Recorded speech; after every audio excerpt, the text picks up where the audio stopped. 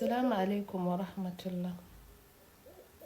‘Yan uwana mata, in dai ke bazawara ce, ki zo ki zauna, ki bani hankalinki. Idan kin san a mutuwa aurenki, laifin daga gare ki yake. ‘Yar uwa ina baki shawara, ki sauke girman kai. Ki nemi mijinki ki bashi haƙuri. Ki koma ɗakinki ki zauna. Idan da 'ya'ya, ki ci gaba da riƙe 'ya'yanki. Durƙusawa wada ba gajiyawa ba ne. Ɗan fitowar da kika yi na zaman zawarci, kin ɗan yi karatu kaɗan. Kin gane zama da ɗa ba daɗi. Kin gane zawarcin ma ba daɗi. Duk daɗin zawarci bai kai gidan miji ba. Ko suwaye iyayenki. Akwai auren da dama laifin daga gurin maza ne, laifin kuma akwai laifi daga gurin mata.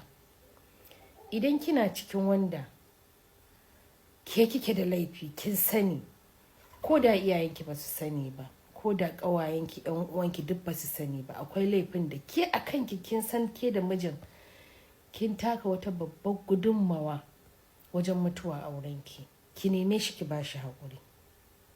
Ki ba shi haƙuri da girman Allah da Annabi Muhammad sallallahu alaihi wasallama, da kin tuba kin daina, ya mai da ke ɗakinki. In Allah ya yarda za ya samu rayuwar da bai taɓa samu ba daga gare ki. Kin canja, yanzu ke ɗin ba irin ta da ba ce.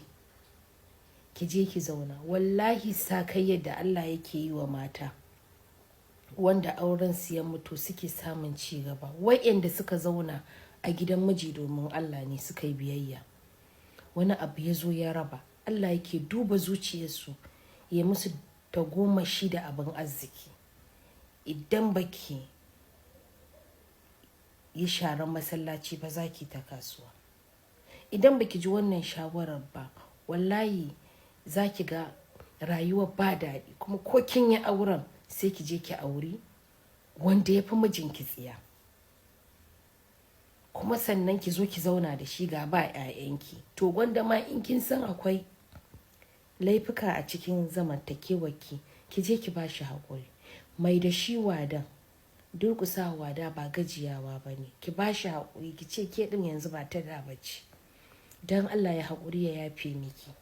Sai kuma ki ɗan zo da wasu abubuwan. Don Allah ina son kuma in na koma in fara business, in kama kasuwanci. Ko in za ka yi in me yadda ne, ko kuma ka mai da ni makaranta ne. Waye ilimi ma yana sa mace ta ƙara gogewa, ta ƙara sanin yadda za ta zauna da mijinta lafiya. Amma kake gaggawar auren wani wanda ke kin san cewa laifin na baya laifinki ne. Ba sai an abin da ba daɗi. Ku ɗau wannan shawarar tawa a wannan karan.